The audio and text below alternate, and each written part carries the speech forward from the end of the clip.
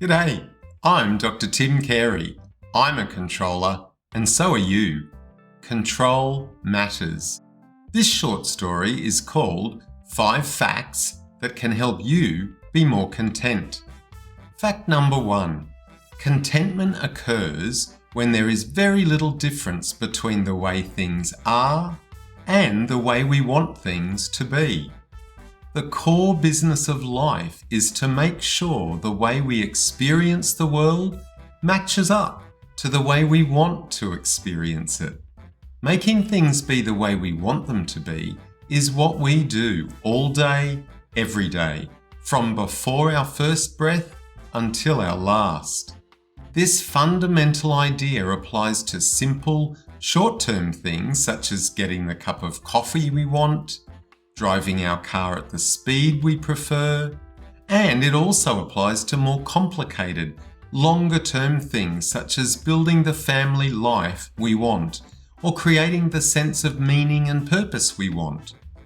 We all have a myriad of little units that each perceives a specific aspect of the world that is important to us, compares that aspect of how the world is to how we want it to be, and acts to keep the difference small. These perceive, compare, act units are always on and are generally pretty good at keeping the differences small. Sometimes, however, a difference might be unusually large or might continue for an unusually long period of time without being reduced. These are the times we experience discontent. Restoring contentment involves focusing on where the difference is great and finding ways to reduce it. Contentment is available to all of us by the way we construct and maintain our own internal landscape. Fact number 2. The right contentment recipe for one person might not be the right recipe for another. From the time we are born, we have our own unique set of preferences, standards, and values. At a general level, we could say that we all want and need the same kinds of things, food and shelter, for example, as well as physical and emotional warmth. Beyond the general, however, our preferences for how much of any particular want or need is right for us can vary markedly. Different people prefer different food and amounts of food, and also prefer different dwellings. And people vary in the amount of emotional closeness they need. It's as though we all have our dials set slightly differently, so the profiles and contours of our own internal landscapes will all be as unique as each snowflake. Have you ever spent a family evening in front of the television, but people had different ideas about what to watch or how loud the volume should be? Have you ever been in a meeting in which some people wanted the air conditioning turned up or down, while others thought it was just right? Even babies have varied preferences for how fed they like to be or how cuddled they like to feel. These differences are a fact of nature and, by and large, should be honoured and enjoyed. For example, when children in school express differences in the amount of stimulation they prefer, this doesn't mean they need medication. It could mean they would do a whole lot better if they were able to get from the environment the stimulation they prefer. Contentment is achievable by getting to know our own personal preferences and standards, making friends with these benchmarks, and giving them what they need. Fact number 3. We can't set someone else's standards for them. At times, it might seem as though we know what someone else should be doing, but in truth, no one knows enough about the internal organisation of another to suggest a particular course of action that will ensure all their internal dials will be at their right settings.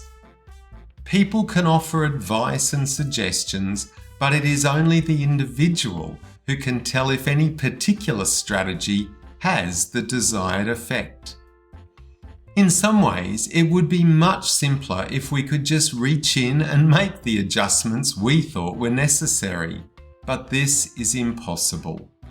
Contentment is something that must be individually achieved and experienced. Other people can help, but at the end of the day, only each individual knows what is right from their perspective.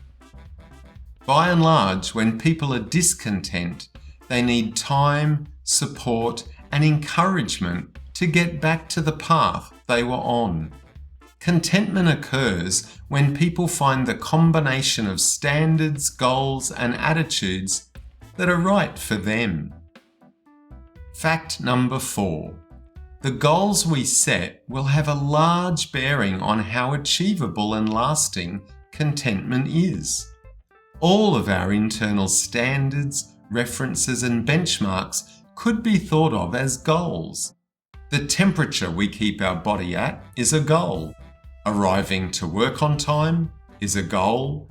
Being honest with friends is a goal. And visiting Aunt May each Sunday afternoon is a goal. Some of our goals are about other people.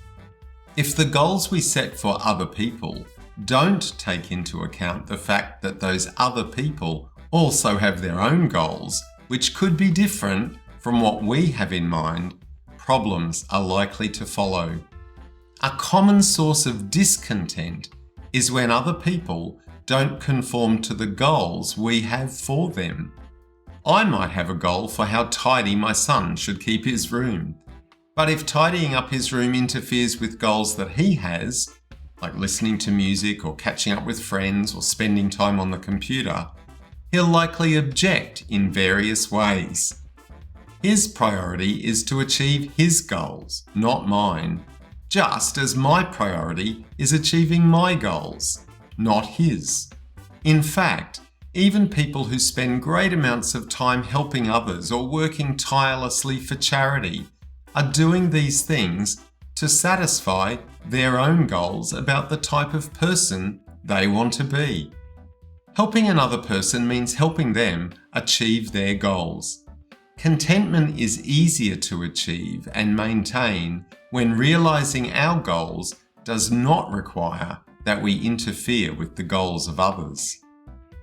Fact number 5. Conflict between goals is an important source of discontent. By far, the most common source of discontent is internally conflicting goals. Having a goal to become a CEO of a large multinational company and also having a goal to build close family relationships is likely to cause tension and stress. There will be occasions when the demands of building a successful career will interfere with family relationships, and vice versa. Staying late at work to meet important deadlines will mean missing out on the warmth and camaraderie of family dinner time. Committing to watch your daughter's softball championship could mean missing an important meeting where a contract has to be signed. Whenever we feel stressed and unable to achieve certain things, there may be incompatible goals. Taking the time to identify them and the common important elements of both will help to resolve conflict and restore contentment. Resolving internal conflict is one of the keys to lasting contentment. So, what did you think about that? Bye for now.